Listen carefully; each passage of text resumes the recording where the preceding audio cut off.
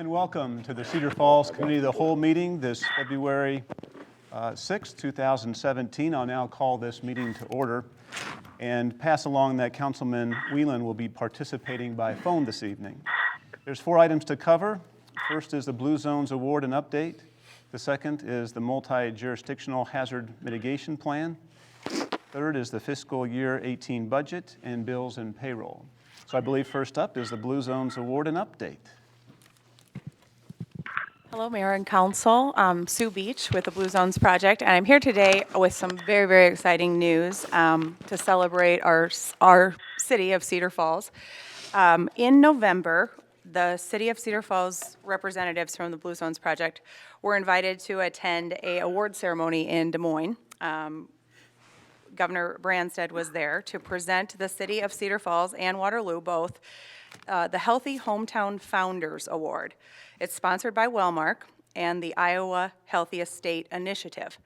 And really what the award is about, the Healthy Estate Initiative has been around since 2011, and in conjunction with the Blue Zones Project has done a lot of great work throughout the state to try to help communities. That is an interesting little back noise. Sorry about that. That's all right. Help communities really implement helping make the healthy choice the easy choice. And so throughout the year 2017, the Healthy Estate Initiative is going to expand to all cities in Iowa. So the Founders Award was presented to all of the Blue Zones designated sites. The Blue Zone sites, 15 cities in Iowa, will now kind of be looked at as an example for all of the other cities as to how to move forward and try to implement wellness initiatives throughout the community. And again, when I say wellness initiatives, it's helping make the healthy choice the easy choice. So the Healthy Hometown Founder Award celebrates the achievements made in the Cedar Valley. And Cedar Falls and Waterloo have been a model for other Iowa communities and is an encouraging example of what can be done when the citizens of a community join together and truly transform their environment through work sites, through schools, through community policy, grocery stores, and restaurants. So with that, we have these lovely signs that showcase our community. Jeremy, you better get that. Thank you, Vanna. Show it again, Sue, so the TV folks can see it. There's the pan out. And then there's also a small award for the mayor's office. We didn't have to put this large one there. So thank you to Mark for helping us coordinate where to put these signs up in our city. But really, what does it do for us? It recognizes Cedar Falls as one of the top cities in Iowa that really focuses on well-being and wellness for our community. So thank you, Mayor Brown. Thank you, City Council. I know a lot of you have been involved from the very beginning, and a lot of city staff have come to the table to really help with the Blue Zones Project to initiate some really wonderful achievements in our community. So thank you for that. One of the reasons why this is so important, I believe, is to make sure we revisit some of the things that are happening in the United States to show us why when we are coming together as a community to make this healthy initiative a priority for us, it's really well spent time. U.S. is ranking, U.S. #1 spending in RX drug use. So we rank last in overall health in all industrialized nations, yet we spend the most on drugs to keep us healthy. Our population continues to spend more and more on drugs to keep us healthy, and 69% of the U.S. population is on some type of medication to help their health. And obesity is the most serious public health problem in the 21st century for both our country and our state.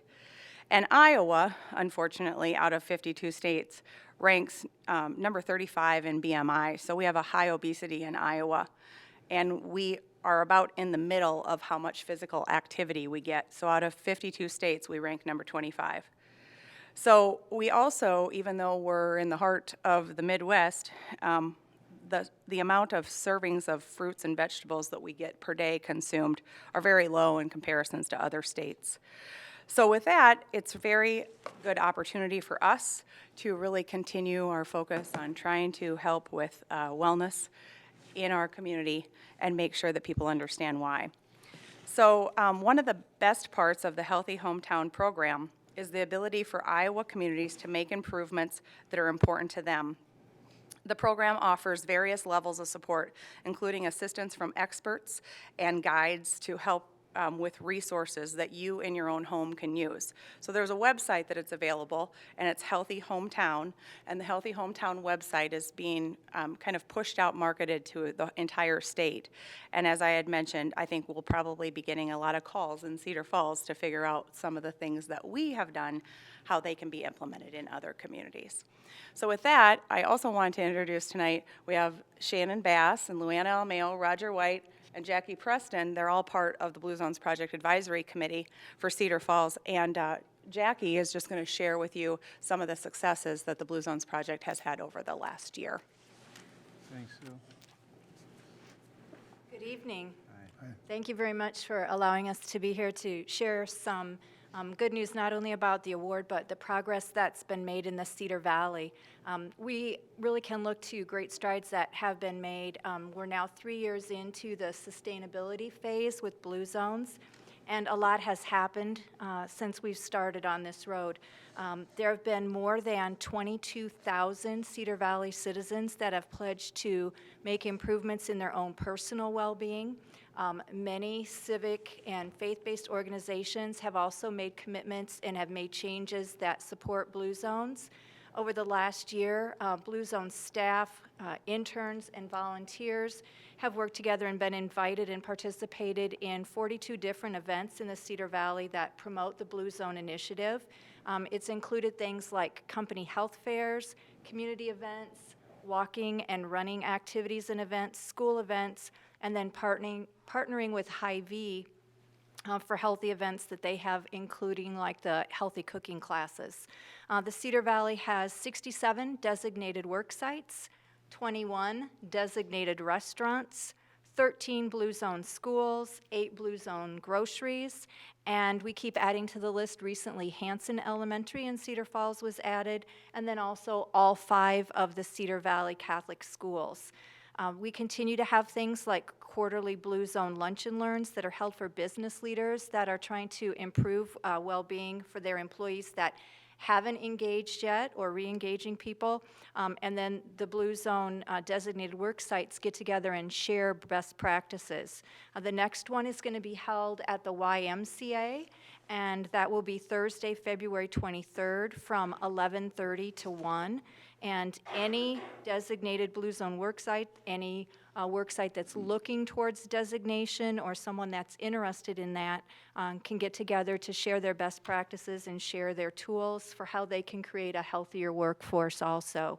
So again, we want to thank you. Cedar Falls has done outstanding, and we continue to see lots of progress made, continue to be on the move, continue to make positive changes, and this is really showing what we can do when we work together to have a healthier community. So thank you all for your support. Thank you very much. Thank you. One last thing is you have a book, all of the council members and mayor, you have a book in front of you. That's a book that was put together by the Blue Zones Project. The first about 8 pages just talk about the Blue Zones overall, and then the following pages showcase some of the things that have been done in our community here, as well as the backs, I think the back 5 pages have all of the designated work sites, so you can see those, all of the designated restaurants, grocery stores, and schools in there too. So this is a piece that Shannon is actually working with every Blue Zones worksite as kind of a toolkit that HR professionals can have, that when they're trying to recruit people to their company, this is just another opportunity to showcase Cedar Falls and to allow them to use this as a driver to try to get talented folks to come and work for them. So we look at this as a really great tool. There's also a website that goes along with it, and it'll be our focus to try to get all of the work sites that are involved with the Blue Zones Project to utilize this piece to really showcase our community even more. We have all kinds of these books available, so if you would ever need some to, for some type of project that you're working on to really showcase our community as a healthy place to live, we can get those to you too. So again, thank you, Mayor, Council, and so many of you staff members that have really helped out with this. Thank you, Sue, and thanks for everybody who showed up. Very familiar faces and some good familiar work. Any comments, anything from council? It's nice to see it being sustained. When a restaurant continues to be Blue Zone's restaurant, is there what's the criteria? Did they just sign up 2 years ago and they just continue to be so there's some ongoing expectations, right? All of us love to eat at the Blue Zones restaurants, so really, there's about 25 advisory board members, and there's a restaurant committee. There's also a worksite committee, a school committee. The restaurant committee is kind of tasked with going out to continually talk with the restaurateurs to make sure that we are helping them along with some healthy options. A lot of times they want to change their menu, and so they're able to kind of float those through us. We have a nutritionist on our dietitians and nutritionists on our advisory board, so they can showcase and highlight some of the options. And we just recently had, I know when the new single speed opens up, we just talked to Dave, and one of the things that they want to do is open up as a Blue Zones restaurant. So we also have 3 different work sites that are working on Blue Zones designation right now. Same with to Frank's point, same with the work sites. You get turnover potentially at a work site or at a grocery store, and a lot of what the Blue Zones Project Advisory Board and we have a lot of interns that help with us. If we don't keep going back out, the sustainability goes away because you get new leadership. So I think that that's one of the things that's most important, is continually keeping this in the forefront. I would think the new natural grocers might be a good partner. Correct, yep, absolutely. Very good. Any other questions? Thank you again. Thanks, Yeah, you guys. thanks to everybody. Appreciate that. Moving on to our next item is the multi-jurisdictional hazard mitigation plan. I believe City Planner Iris is here.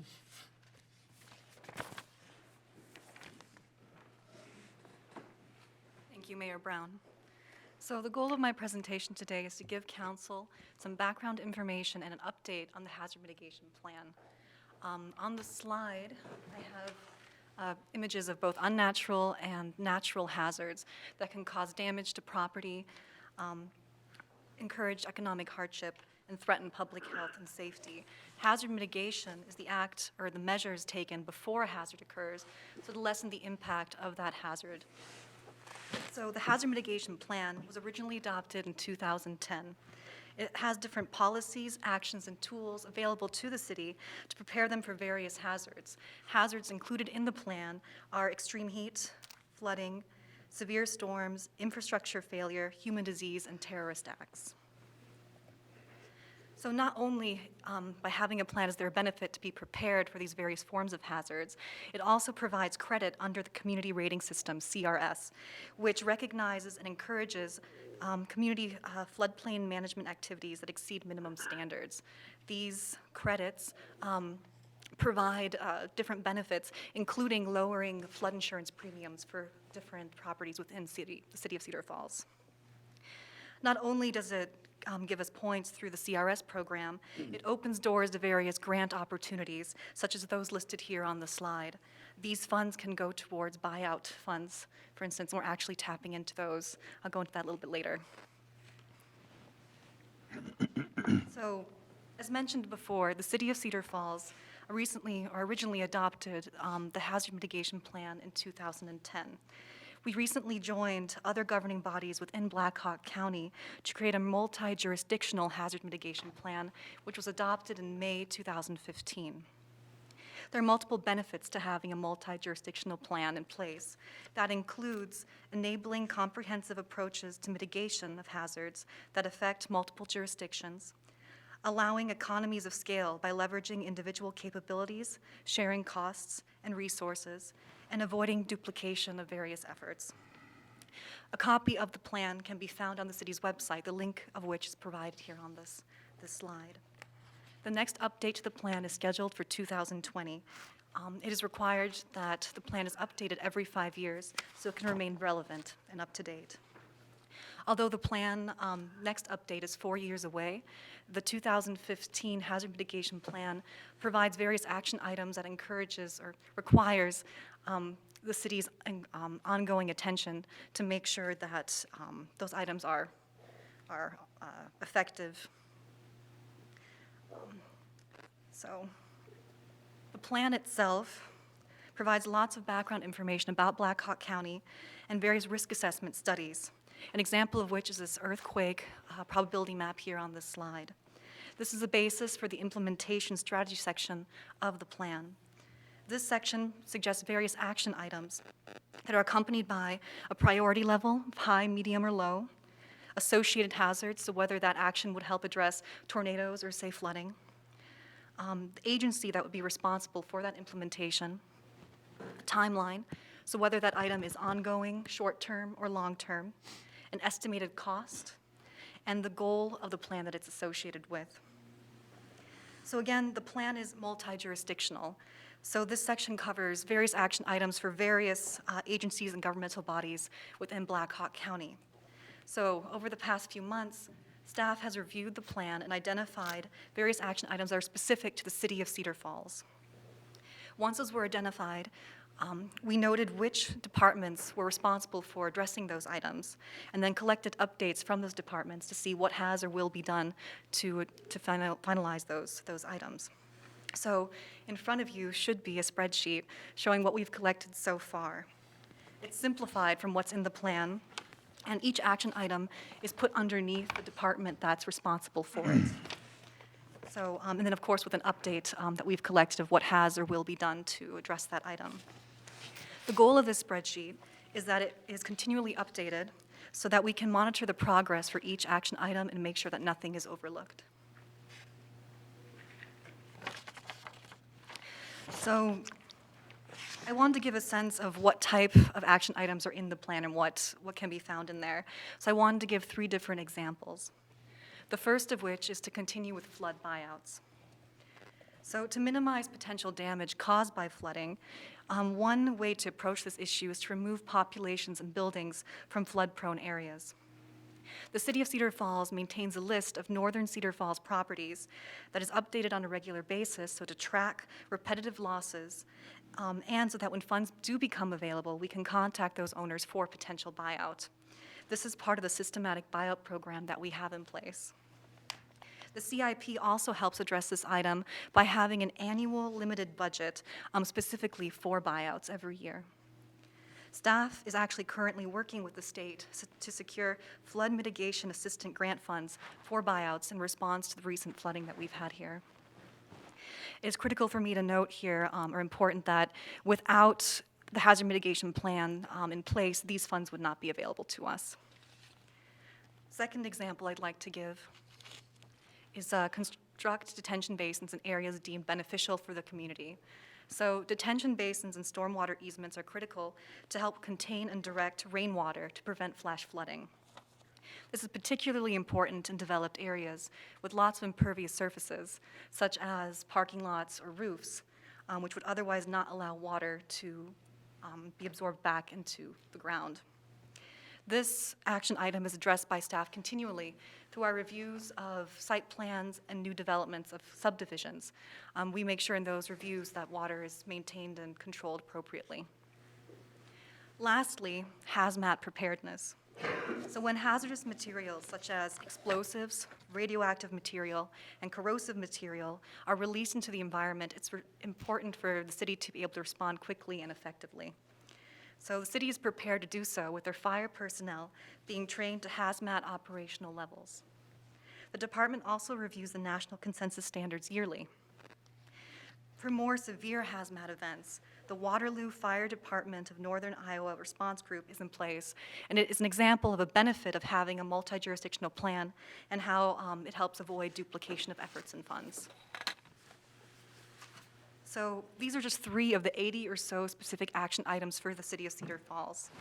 Staff will continue to update the spreadsheet so to help evaluate the effectiveness of the plan and ensure that it remains effective, and so that we're ready for the 2020 update. A recent effort that we're also doing that I'd like to bring to your attention is that the city's been working with the Black Hawk Community Emergency Management Agency to try to bring local businesses into this planning hazard preparedness approach. I'd like to take this opportunity to thank the various department heads and staff that have helped me put this together and have been as helpful as they have been. With that, again, the point of this presentation was to give council an update and some background on the plan. If there's any questions, I'd be happy to answer it. Lori Glover is also here from the Black Hawk Community Emergency Management Agency, and we'll be happy to answer any questions you have or direct those questions to the appropriate departments and get those answers for you. Thank you. Any questions for Iris? Yes, Nick. Thank you very much for the report. I was just curious, is there any kind of cost-benefit analysis that's done? Because there's a lot of suggestions here, from backflow valves to more rigorous, code. So each plan does come with a cost evaluation or like a suggestion. A lot of it's kind of vague and open, but Lori may want to step in and help me with this one. I'm not entirely sure how that. Right, so if I understand, Lori Glover, Blackhawk County Emergency Management, so if I understand the question correctly, there is a cost-benefit analysis that is done with the action steps that the city of Cedar Falls has come up with and what they want to do. Those are determined by the city of Cedar Falls, and they implement those and put those in place according to their budgets and what they can do. I also want to commend the city of Cedar Falls because most of the time these plans are done and they're left on a shelf and nobody looks at them until the hazard mitigation plan comes back up for review in the next 5 years. And I always want to say to the city of Cedar Falls, you do an excellent job. Once you start a project, you're in it for the whole journey and you continue on that project and you get it done. So that's a job well done. So when I was asked about the whole community project and bringing our business partners in with Safeguard Iowa and Iowa Homeland Security and Emergency Management, the city of Cedar Falls is the first one I thought of here in Blackhawk County to initiate that pilot program. Yes, Tom. A question, and Director Ripplinger, it might be one for you regarding the outdoor siren systems that are listed here. First of all, it talks about possibly requiring them to be placed in specific high-risk areas of town, and then also talks about needing to replace them. I guess, how many do we have and what kind of replacement basis are they on? Is it a set number of years that they have to be done every so often, or how does that work? No. In Blackhawk, I don't have the number specifically for Cedar Falls. If you do, Mark, that's great. But in the whole of Blackhawk County, there are 47 sirens. And I know that we work really closely. Blackhawk County Emergency Management is actually the agency that is charged with monitoring those sirens and doing the monthly test. And so if during that test we come up or we show on our screen that we have in our office that there's an issue with a siren, we will get on the phone right away to Brian or to Joe, who works in traffic operations, and then they go out right away and look at those sirens and see what needs to be done. There were 2 sirens, I believe, that were updated this year, or within the last year. And like I said, Cedar Falls does a very good job of keeping track of them. We also work with radio communications, and we have mapping technology that shows where the sirens are and the radius in which the sirens can be heard. I don't have that with me tonight, but if that's something that you would be interested in seeing, we could certainly get that. That'd be great. Thank you. Sure. Thank you, Iris, and thank you, Lori, for presenting this evening. Appreciate the update. You're welcome. Thank you. Thank you. Moving on to item 3 is the fiscal year 18 budget. Director Jennifer Rodenbeck is here for that update.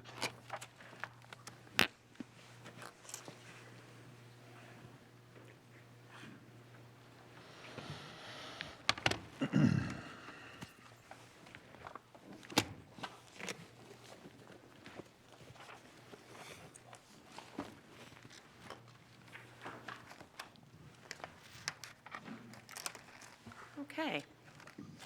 I guess it's that time of year again to talk about the budget. So, one of the things that's always a challenge is how do you take something that's a large document or $96 million budget and try to put it in a presentation and be able to explain a lot of the factors that go in it. So hopefully we can maybe attempt that tonight and at least go through at least what the factors were in putting the budget together, how we develop some of those, how those relate to things you would have discussed at the goal-setting session. So just moving into the budget.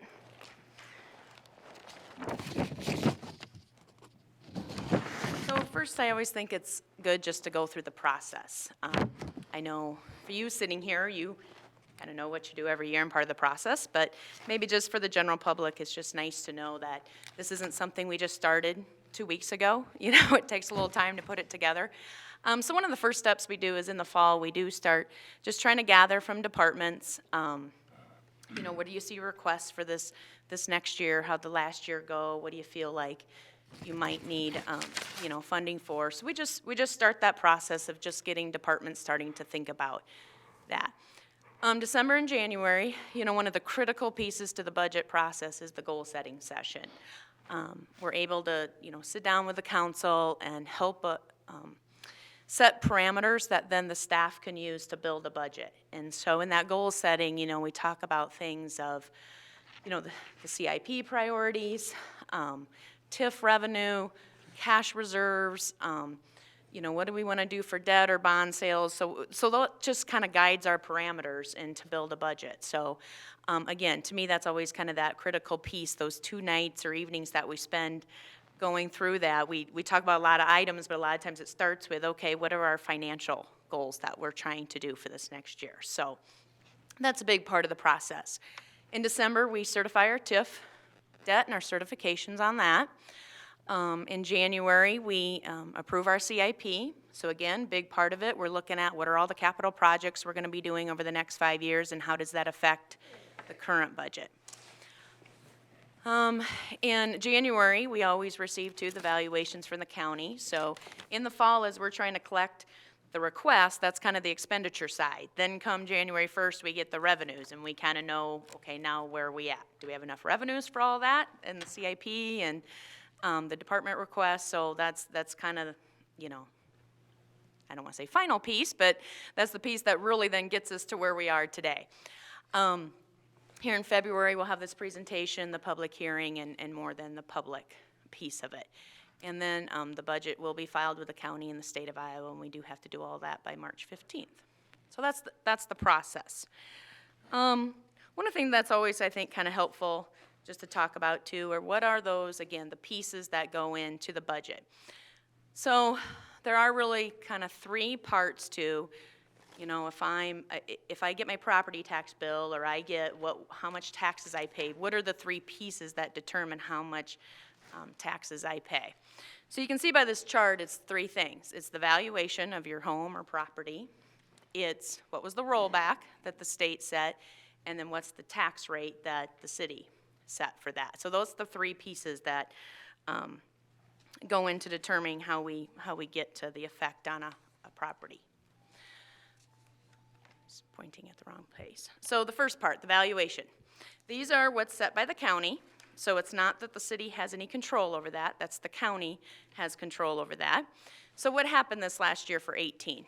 So what we saw for property valuations in Cedar Falls is the assessed valuation, that's the 100% value of all the properties, increased by $53 million, or approximately 2%.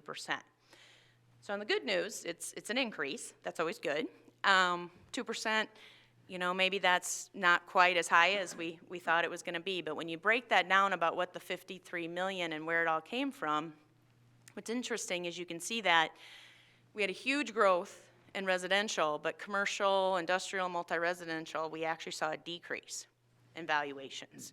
So really residential is really what kind of saved us from having any kind of growth at all. And if you drive around town, you see a lot of new housing and development. So that's not a surprise, but I think maybe what's a surprise to us is that we see that decrease on the commercial and industrial side. So that did make up what our growth was for this last year. And again, it was really kind of that residential piece that was the biggest part of that.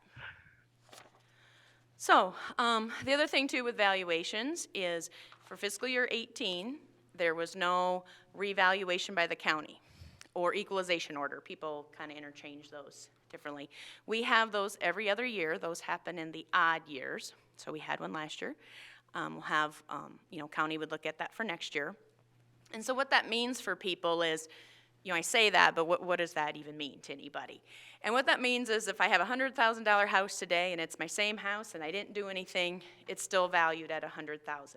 Last year, you may recall that there was a 3% increase on residential across the board by the county, that equalization order. So last year, if I had a $100,000 home, didn't do anything new to it, didn't sell my home, any of that, my $100,000 home was actually 3% higher that I was getting taxed on.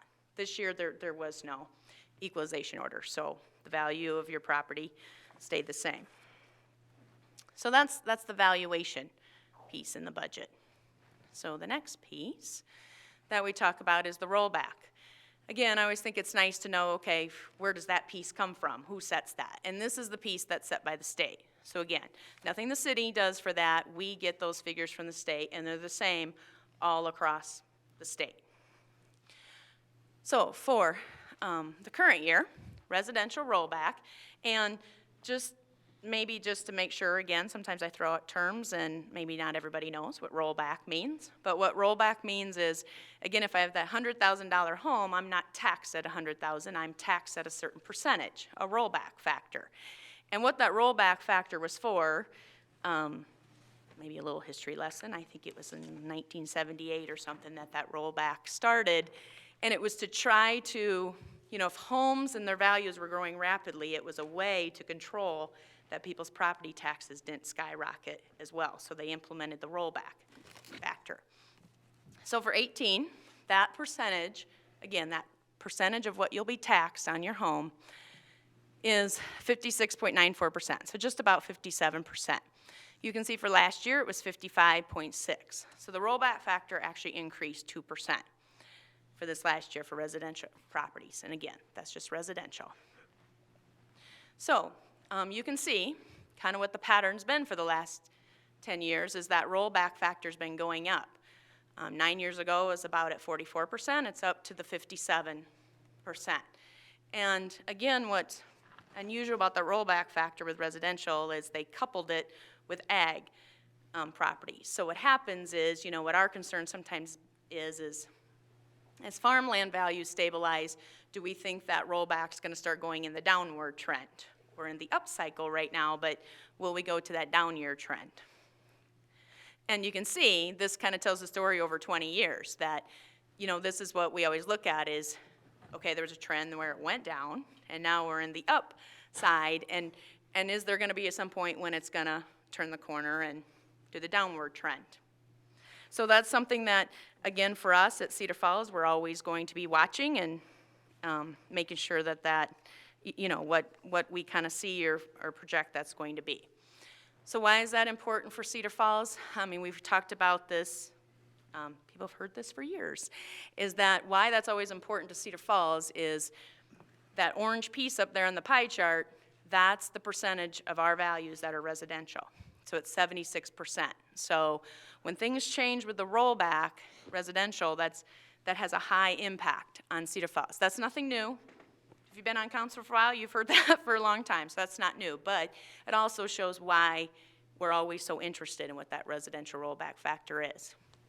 What's always just, I think, interesting to show is there's the same pie chart for the cities across Iowa. When you take all the cities across Iowa, what's that percentage? And it's more like 54%. So again, we're extremely highly residential compared to other cities in Iowa. Not that that's bad, it just, again, shows why we're interested in that factor. So that's residential. That's about your house and your home. What about if I own a business or I have commercial property in town? What happened with the rollback and how much will that be taxed for the upcoming year? So you can see that really most of the time that always just stayed at 100% or right close to it. And again, and then a few years back, the legislation did pass something where they decided to roll back the values for commercial. So In 15, fiscal year 15, that went down to 95%. Then it went down to 90% for 16, and now it's still set at that 90%. So again, it's the same factor. That didn't change for commercial properties from fiscal year 17 to fiscal year 18. But again, that really kind of shows if the rollback for residential is going up and the rollback for commercial is going down, then that just naturally creates that tax burden shift from commercial onto residential. Again, not a new thing we're talking about, but it just still is the same. That's going to be nothing new for 18. So, as part of that legislation, and again, I know everyone kind of hears the term backfill. Part of that, when it was reduced, the commercial property, the state talked about how that they were going to then make the cities whole. They would then give back to us that money that we lost from commercial rollback. So, now, they did guarantee that for 3 years. That 15, 16, 17 wasn't necessarily guaranteed in that bill or legislation after 17. And you can see for Cedar Falls, you know, it kind of ranged anywhere from a $400,000 or $500,000 number to a $600,000. Now again, this goes back to that critical piece of goal setting. That's one of the things we talked about with council at goal setting is there was a lot of discussion. Are we going to get the backfill this year? Or are we not going to get the backfill? If you pick up the newspaper, you see. I think it kind of changes week to week, that whether we're going to get it or not, and there's a lot of discussion. And so obviously we're really watching that in the legislative session. I know just recently there's been more positive thinking on that side about getting the backfill. But again, I think at goal setting, we wanted to approach the council and talk about, well, how do we want to do that for 18? It's not guaranteed. So do we want to assume we're going to get it, and if it doesn't happen, then deal with the consequences? Or do we want to do the conservative thing and think, let's assume we're not going to get it, and then if we do, we would use that for a one-time capital project funding. And why we say capital project funding is if we use it for operations, we'll be having the same discussion next year. You know, are we going to get the backfill next year? So we don't ever want to rely on it for operations. So, and the council at goal setting decided, you know, we want to do the conservative thing. We want to, let's assume we're not, and if we get it, you know, we have a plan for a capital project. So really for 18, this is probably one of the stories, you know, about the fiscal year 18 budget is what's the backfill going to do and what did we decide and how we're going to account for that. So the budget we see in the end, the rate and all that, we are at this point planning on not receiving that funding. Okay, so we talked about your home. We talked about if you had a business. There's another class of property that was established a couple years ago, and that was called multi-residential property. Most of those properties used to be taxed at commercial. Now they're taxed at multi-residential. They're the things like assisted living, apartment complexes, those type of things. So you can see that was going to come in an 8-year phase-in. It will eventually be taxed as the same as your home, and we just talked about that. That was at 57%. So there's an 8-year phase-in to get there. So for FY17, that percentage, again, of those that would be taxed was at 86%. It is now down to 82% for fiscal year 18. And again, there's an 8-year phase-in, so by the time we get to the 8th year, that will be a loss of $300,000. That was about $82 million of valuation that moved from a commercial to residential or multi-residential property. So that's, I guess, about rollback and the percentage. So now we get to the piece that, okay, what's the part that you can control? What's that part in it? And that's the tax rate. So in this budget that we're showing tonight, we're proposing a tax rate to go down from 11.22 to 11.13 for 18. So this would be a decrease of 9 cents, so just a little bit under 1%, that would be decreasing. Just to show you in comparison, where does Cedar Falls fall in that?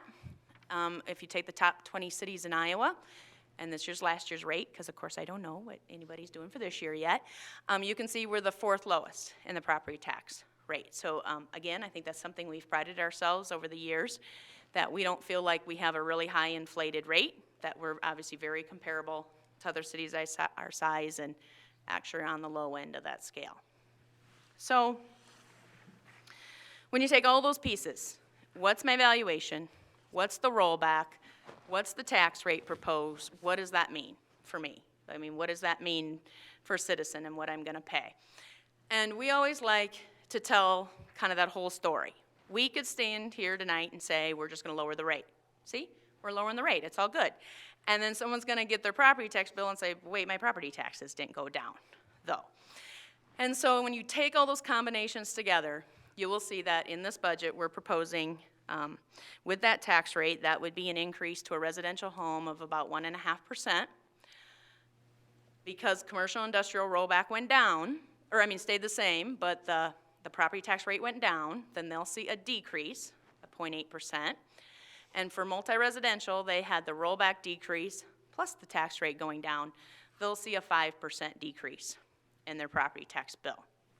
Again, you heard me already say this once, but why that bottom line, again, is just so important, like we show that, is because of that property tax shift. That because of that rollback factor, and yes, we have control over the rate, but the rate is the same for every property in town. We don't pick a rate for residential, we don't pick a rate for commercial, it's the same. But because of that rollback, it causes that tax burden shift onto residential. So that's, I guess, the impact. So again, I just kind of then thought at this point, I just kind of go through, just again, some of the stories or the, what contributed to how we got to that rate. So backfill was one of the stories we talked about. The second story is really about the TIF district. So one of the things for 18 that did happen is our TIF, we had valuation in our TIF district that expired.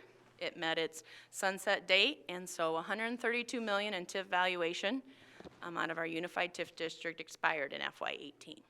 So what that means is we will have $3.5 million in TIF revenue that's released. City does not get all that. You have to remember, in a TIF district, the whole point of a TIF district is you take all that and you're capturing it and the city's collecting it. So once it's released, that means everybody gets their share, the city, the school, the county. City and school, it's roughly about the same, 1.3 million. County share will be just a little under 1 million. So we do have that will be flowing out of the TIF district this year. So again, something that we talked about at goal setting, that was a critical piece and parameter, is what do we want to do with that? Do we want to take that, let it flow in, let it be used for operations, reduce the rate? What do we want to do? And we talked at goal setting about, or again, do we want to do the conservative thing of, do we want to save that and build that up for the next, what's the next project? What's the next urban renewal will do that? Because again, keeping in mind that if that flows in and we start using it for operating costs, okay, that already flowed in. Next year we don't get a new amount of money, we already got it. So, our thought was we should save that for economic development projects. Way back when the Southern Industrial Park was started, at that time, it was that thought of, here's land, we're gonna buy it, we're gonna put infrastructure in, get businesses to come, but it's also kind of a risk. You don't know how long that's gonna take. You spend a lot of costs, and it had its rewards, but it was a risk at the time. So I think, at goal setting, it's more that strategy of, should we build that up, and then it's not as big a risk. We can start developing and look at what is that next growth area. What can we have startup money to start that, and we don't have to sell bonds to do that, which we would have had to do back in the 90s, that we have it and we're ready to go. So as part of this budget, does take that $1.3 million and reserve it for future economic development projects. I think the expiration of the TIF just, for us, was a way that we should probably look at, do we need to reanalyze our TIF incentives? Do we need to talk about that again? And again, ready for that next growth area. By the way, I should have mentioned, I'm just going to keep going along unless there's questions. We'll interrupt. You'll stop me, right? So what else went into the budget? Continue to set aside capital replacement funds in the general fund. Again, things we talk about. Council and goal setting. We've continued to not utilize the full trust and agency levy amount, so there's $1.6 million that we did not levy under trust and agency. Again, maybe just to let people know what we talk about when we talk about trust and agency is salaries you pay out of the general fund, you can take the benefits and you can levy them under a separate levy, the trust and agency fund. But if you don't need to do that, you don't need to use the full amount. So for Cedar Falls, we did not need to use the full amount. We levied for 1.6 million less than we needed to do that. The other thing is we did not use the 27-cent emergency levy. That's another levy that we could use really for anything. I mean, it says emergency levy, but there's really no strings tied to that. We could levy for that and have used that, but we did not do that.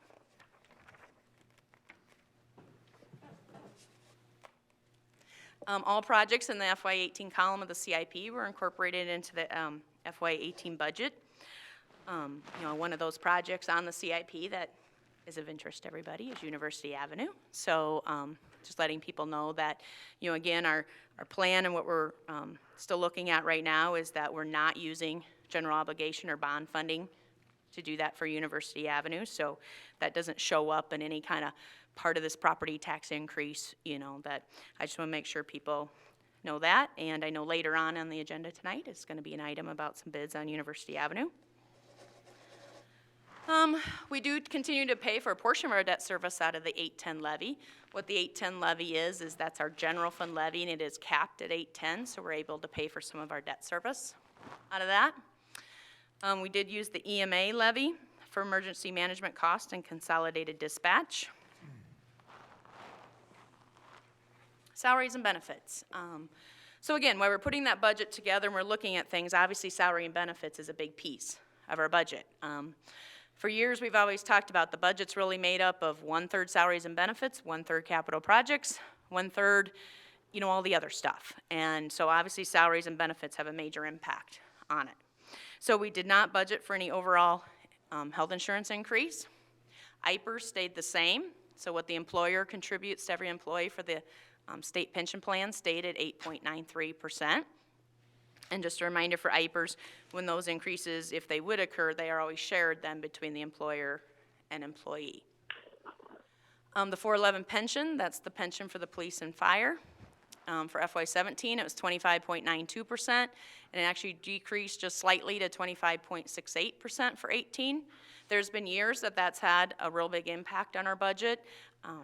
That's not really the case for 18 since it stayed about the same, although we do seem to have extremely high worker comp costs as it relates to police and fire. I mean, that's not necessarily a surprise. That makes some sense. But we also have always used our interest off of some of our retirement reserves to help pay for those costs. But when you take that and the fact that we're not earning a lot of interest, we'll still, for 18, we'll have 1.4 million that we're levying to support that 411 pension system.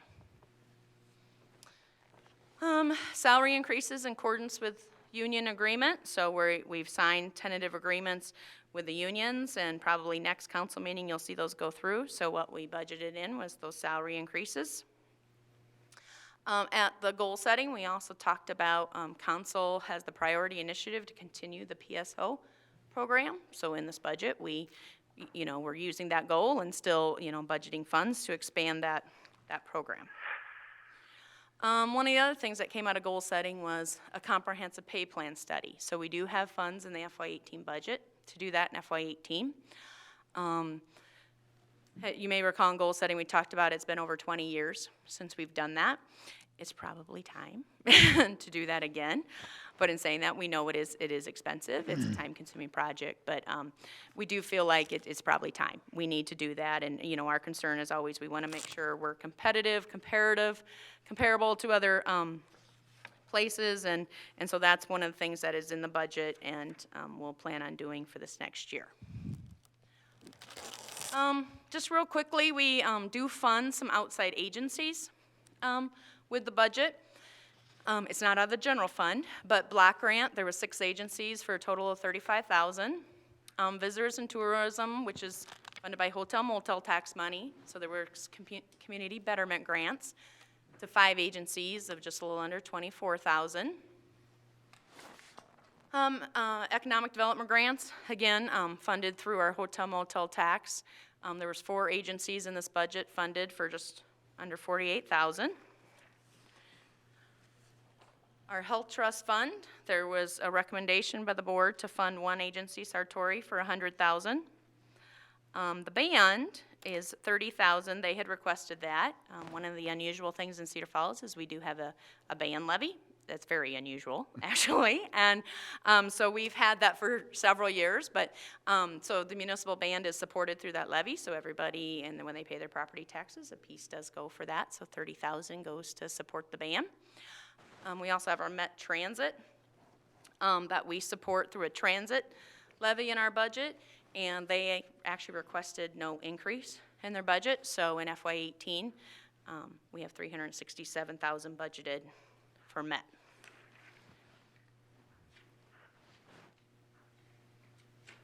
Okay, I feel like I'm covering a lot of things.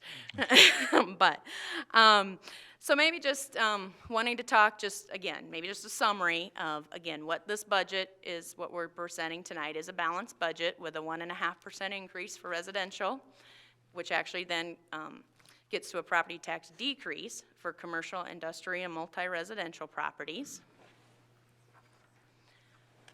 But I think one of the things we always work on is, you know, we're talking about FY18, but how are we building that sound base moving forward? And, you know, in this proposal, we feel like staff that we're doing that we're still making sure we're, you know, setting a good base for future years. One of the things we always want to watch too is how do our valuations and growth compare to expenses. This was kind of a chart you saw we started showing a few years back, maybe, of, again, you don't need to read the numbers, it's just, you know, you can tell by the lines that the blue line on the top is what are our operating expenses doing.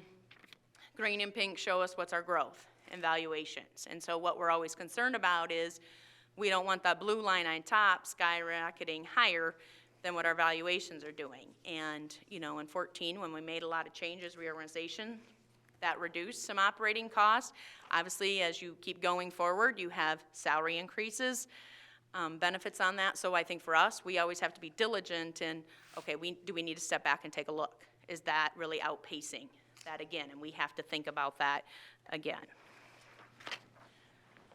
So again, I know you guys all love pie charts, but but one of the things I do think is always interesting is you have a budget and you put it together, and then how does that really compare to other people our size? I just think that's always interesting to know. And for Cedar Falls, for our revenue, the big blue piece there on the bottom is property taxes. And again, this is for general fund only. That's no surprise that most of our general fund is funded through property taxes. What is kind of interesting is that shows, you know, maybe 64%, but if you take and you compare it to cities our size, in that 10,000 to 50,000 population, our percentage of our general fund of revenues is actually more from property taxes than other people our size. Now you may think, well, that doesn't make sense. How can our property tax be lower? You know, but we have more from property taxes. But what you have to keep in mind is when you compare these other cities and you see the pink triangle at the top, ours was, I suppose I'm not good enough to go backwards. There we go. You can see our slice of the pink in comparison of that big slice, other size, and it says transfers in. So what other cities may be doing is they may be using a portion of their sewer rates, refuse rates, something else, you know, local option sales tax, something like that to support their general fund. So that's really what makes that different. So even though it's interesting to compare, you can't always just assume that's apples to apples. In other words, that we just collect way more property tax than everyone else. What might be a different, maybe our sewer rates, you know, a portion of that is lower, or our local option goes for streets, other people are using it to support their general fund.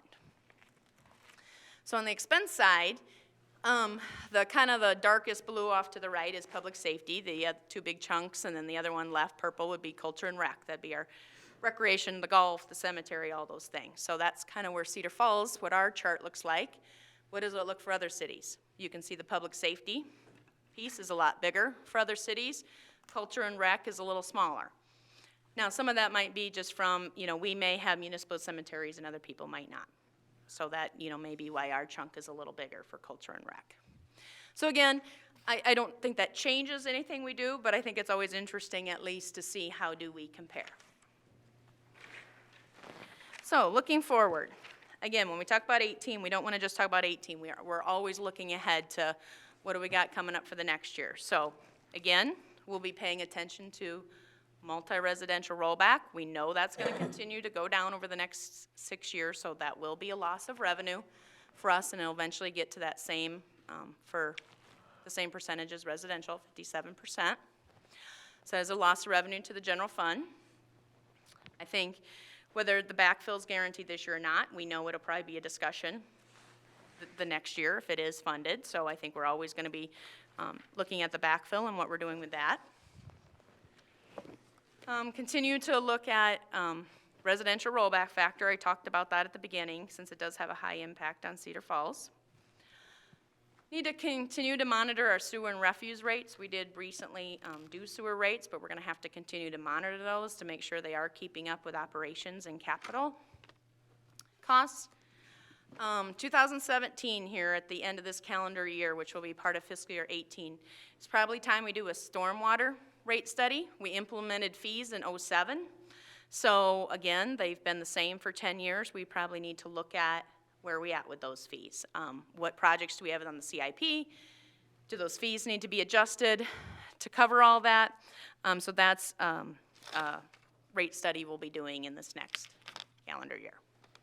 So, other thing we always talk about oftentimes is what's the tools? You know, we want to make sure we're in a good position. It's not just about this year, but it's looking ahead. We never want to have those real big spikes going down, up and down in our property tax. We want to make sure we're trying to keep those all even. But we just want to make sure, what do we still have for tools that we're using? So I mentioned about the trust and agency levy, that we don't have to levy for the full amount. 1.6 million we didn't. And, you know, we always talk about we could move that. We could go move things and levy them out of there. And if salary increases were 400 and some thousand this year, that'll only take 4 years to use that up, and then that tool's gone. But it is a tool we still have. So if things really, really change significantly, that is something we could move those costs to the trust and agency, and we would have more room in our general fund. But in saying that, you always have to keep in mind that is a property tax increase. When we move that to a different levy, that will increase taxes. What other tools do we kind of still, saving up for capital replacement funds. So, you know, I think for us, we look at, again, it's the financially prudent thing to do. If we're saving up, then we don't have to do a huge bond sale one year to pay for something. We're saving that up. And then again, if we go and sell bonds, that offsets to a property tax increase. So by saving up for those projects, we can help save money for that. Plus, we don't have the cost of selling the bonds, paying the interest, all of that. We talked about the TIF release. We now have that tool that we're saving up for future economic development. We're still paying for a portion of debt service out of the general fund. So again, if we ever needed more room in our general fund, we could move that out to debt service. But again, that equals a property tax increase. We could utilize that emergency levy that I talked about that we're not doing, and that's a little under $474,000 that we could have added, that we could have done that levy. And I know CFU is committed to that financial partnership with the city as well. So that's kind of the tools that we have looking forward. So, maybe just to recap before we get to questions. So again, this proposed budget, working budget, proposing a tax increase of 1.54% on residential and a 0.8% decrease on commercial and industrial. Property tax will decrease from 11.22 to 11.13. So just real quickly to go over what the schedule is. Tonight, wanted to do this presentation. If there was questions, to cover those. We'll also set the hearing date tonight at the council meeting for on February 20th. We'll also be setting here in the next slide what that maximum levy amount is. February 8th, we'll publish that levy. So again, just to explain to everyone what that means is we had the rate that I mentioned, the 11.13, that once we publish that, we can make changes to the budget, and it can go down, but it can't go up. So we can make changes, but we won't be able to raise that up. So tonight, I'll be asking for a motion to set that maximum levy. And then February 20th, we'll actually hold the public hearing on the budget. And then by March 15th, we'll actually have to certify it to the county. So I know we'll get to questions, but what then the motion will be is a tax rate of $11.13, a total budget of just a little over 96 million, and then property taxes levied of just under 20 million. So, at this point, I'll open it up. Before we open it up, I'd like to have a first and second to the motion Jennifer gave us before we open up for discussion. Mr. Mayor, I'll make the motion. Been motioned and seconded, thank you. And obviously, council is opened to ask Jennifer any questions we may have. Tom? Mr. Mayor? Oh, Jennifer, I just have one question. We've always been under the cost of living. Do you know what the cost of living is based on the analysis you did? Sure. Actually, in November, the cost of living was 1.7%, and I just looked at December the other day, and it had increased up to 2%. So the 1.5 on residential would be below that cost of living index. Okay, thank you very much. Yep. go ahead, Mr. Blanford, if you'd like.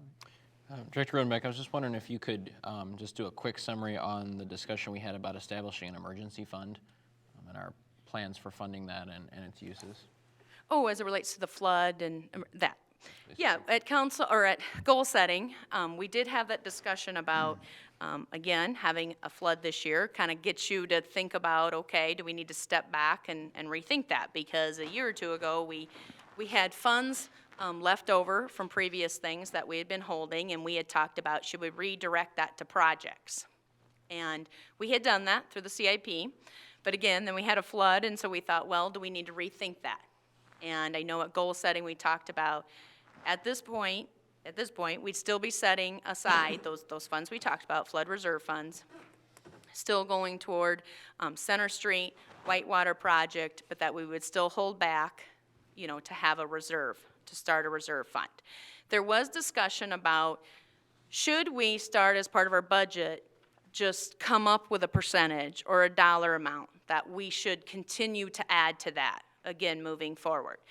I think what's tough about that is, one, we don't know what that number could be, you know, and even if we said, look, we're gonna set aside $200,000 a year.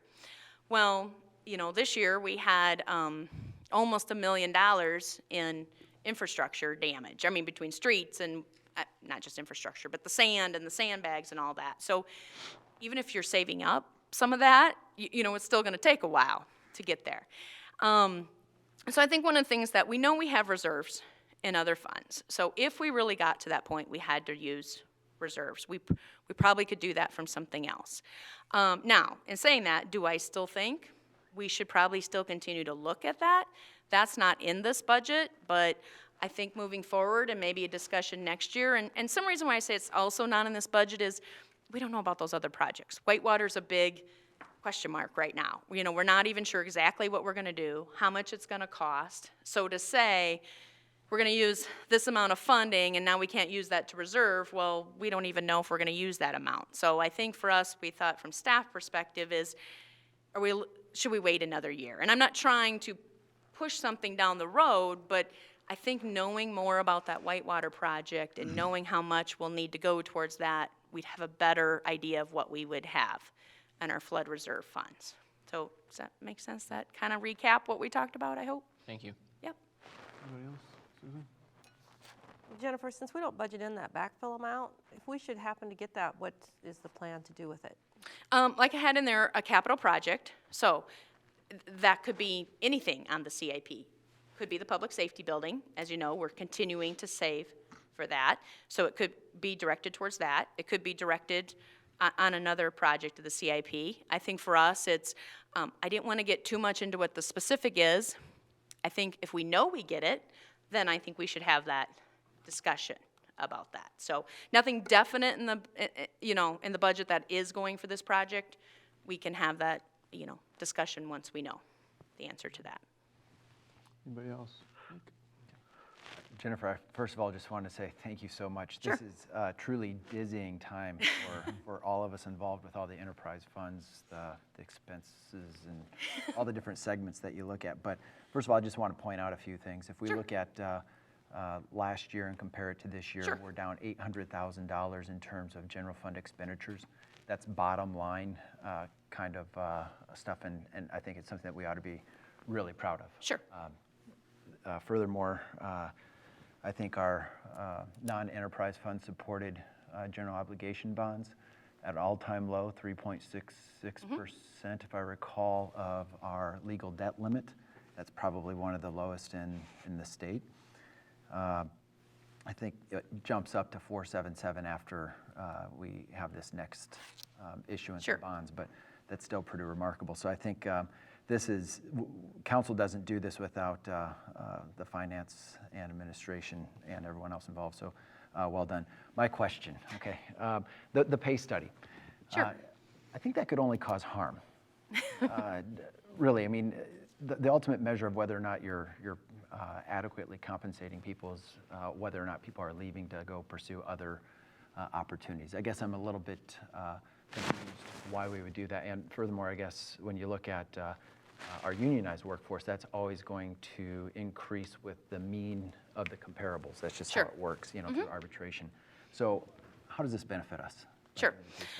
Well, I know at goal setting, a couple things we talked about. One of the things philosophically, I think it is the right thing to do from a standpoint of, at some point, do we need to step back and look at how our employees compensated fairly? But I think one of the things that drove it a little bit to this is, like I said, 14, we did a major reorganization.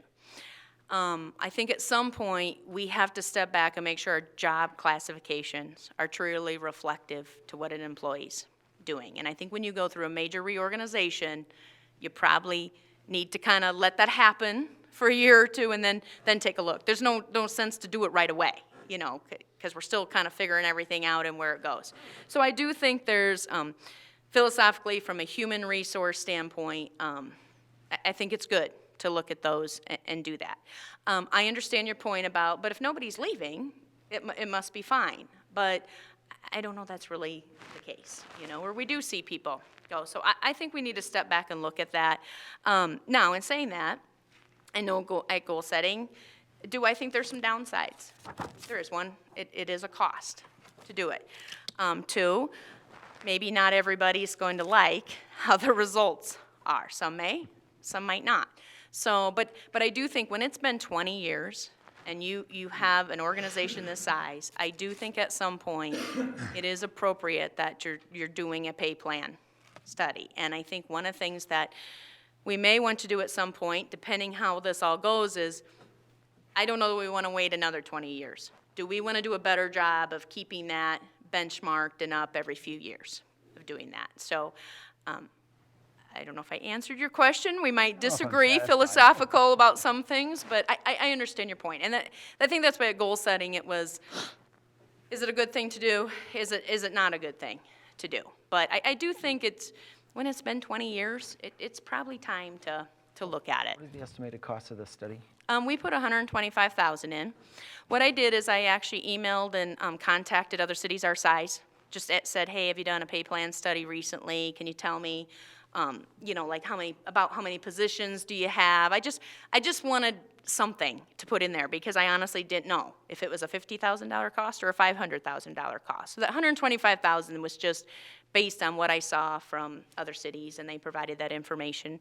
Obviously, we would know more once we would go out for requests for proposals and get a bid and all that Jennifer? stuff. Is there typically a time frame where one of those pay studies is pertinent? Well, I can tell you when I talked to the other cities, what sometimes was difficult is, I had one city tell me, oh, well, we do them every 3 or 4 years. And so their cost was way lower than $125,000, but they also do it every few years. Now, in saying that, did I have other people who were kind of in the same boat we were? Yeah, we haven't done that for a long time either, and we feel like we should start talking about that again too. So I really got both ways. Very good. Mr. Blanford? I want to emphasize what Director Rodenbeck is saying. I think it's an incredibly important step that we take this year. It is expensive, but unfortunately part of that expense is because we've waited so long to do this. Most private industry does this fairly often. I would say the average I've seen is about every 5 years to make sure that not impacting employee retention, that you are paying people adequately, that you have correct job classifications. It's a really valuable tool when you're doing staff coaching, when you're doing performance evaluations and raises.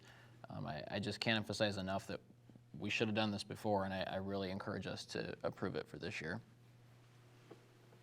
Any other questions? Just John? I just want to say, Jennifer, great job on the budget. Thank you very much. The other thing is, for a long, long time now, every year we hope that the commercial percentage will go up, the residential will go down. Are we even moving in that direction? No, it's pretty much stayed the same. And it's funny, when you say we've talked about a long time, I couldn't decide if this was a good thought or a bad thought, but when I did the 20-year trend on the residential rollback and I saw 98 compared to 18, I thought, the fiscal year 98 budget was the first budget I worked on when I came to the city. So now I'm going to be here longer than the charts. I don't know if that's good or bad. But what is interesting is, but that whole time, we've probably come and said residential's about 75%. And maybe that seems bad, but I know a few years ago, it's like anything. You got to step back sometime and think, well, like last year, there was a equalization order for residential, and they all just across the board went up 3%. Now, that does mean more property taxes for people, but it also means probably your biggest asset is growing in value. It's not going the other way. So that's good. So I think, in some ways, it does severely impact us because of that residential rollback. But I think it's a lot of it, why we've stayed the same, is because our residential valuations have increased so much. And again, for most people, that's a good thing. We're probably glad our assets are increasing and not decreasing. So. Anything else further for Jennifer? There's a first and second. Yes, Nick. I just had we had discussed this earlier, Jennifer, regarding well, we'll vote on it tonight, actually, the next phase of University Avenue, which is now, the bids have come in $2 million under budget, which is really significant because that's nearly, well, it's 2/5 of our estimated lost revenue. That's the local option sales tax. So what happens with that $2 million of savings, and Sure. Explain it to the public, Sure. if you would.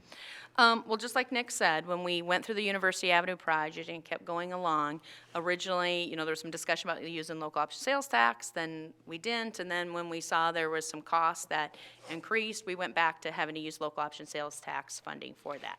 So savings right now would basically mean, just as Nick said, that we would use less of local option sales tax to pay for that project. Now, I know Councilperson DeBoer has asked before, in using local option sales tax, does that decrease other projects we're doing? So in saving $2 million, that might change that. The one thing I discovered is people that are maybe even more conservative than an accountant might be engineers, and they would probably tell me, don't get too excited about a $2 million savings yet. We have a 2-year construction cycle. Sorry, Randy. 2-year construction cycle to do, and again, I'm not trying to take away a good thing, but I think we have to be realistic too about being conservative about that and knowing more about, once the project's done, knowing more about, okay, what funding did we have to use? What do we have? What do we have left? Does that help? Anything further by council? There is a first and second for motion by Jennifer. All those in favor say aye. Aye. Opposed, nay. Motion carries. Thanks as always. All right, thank you. Great job. Thank you, Final John. item on tonight's committee of the whole is a motion to allow bills and payroll, please. We pay the bills and payroll. Second? Motion second. All in favor say aye. Aye. Opposed, nay. Motion carries. We will now pause to the top of the hour for our regular scheduled city council meeting. Thank you.